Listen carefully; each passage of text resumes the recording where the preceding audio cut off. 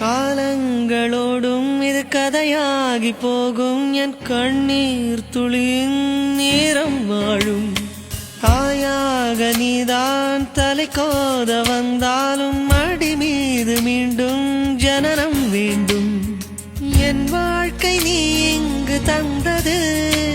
அடி உன் நாட்கள் நான் இங்கு வாழ்வது